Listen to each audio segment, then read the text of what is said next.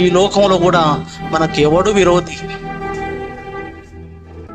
దేవుడు మన పక్షాన ఉండగా ఎవడు మనకు ఎదురు నిలబడగలుగుతాడు? ఆయన సహాయం మనకు ఉంటుంది. ఏ రూపకంగా ఆయన సహాయాన్ని అందిస్తాడు. ఆయన నమ్ము, ఆయన కోసం నీవు బ్రతుకు, ఆయన పట్ల విశ్వాసం నిరీక్షణ కలిగి ఉండు. నా దేవుడు నాకు న్యాయం చేస్తాడు. నేను ఎవరి పట్ల అన్యాయం చేయలేదు, ఎవరికేం ద్రోహం చేయలేదు. నా దేవుని మాట కోసం నేను బ్రతుకుతున్నాను. నా తండ్రి మాట కోసం బ్రతుకుతున్నప్పుడు నా పక్షాన నా తండ్రి ఆయన వ్యాజ్యం ఆడతాడు. ఆయనే మాట్లాడతాడు, ఆయననే చూసుకుంటాడు.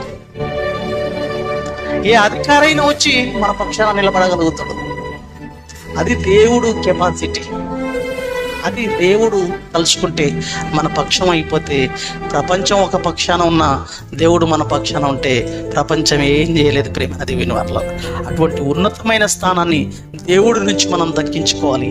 దేవుడిని మనం వశపరచుకోవాలి. దేవుడు మన పక్షాన ఉండే విధముగా దేవుని మాటను మన బ్రతుకులు పాటించేవారుగా ఉండాలి. దేవుడు మన పక్షాన ఉండాలంటే ఇక్కడ షరతు, ఇక్కడ కండిషన్ సప్లై. దేవుడు మన పక్షాన ఉండాలంటే దేవుడి మాట కోసం మనం బ్రతకాలి. దేవుని మాట మన బ్రతుకులో శ్రేష్టమైనదిగా ఉండాలి. అప్పుడు దేవుడు మన పక్షాన నిలిచిపోతాడు.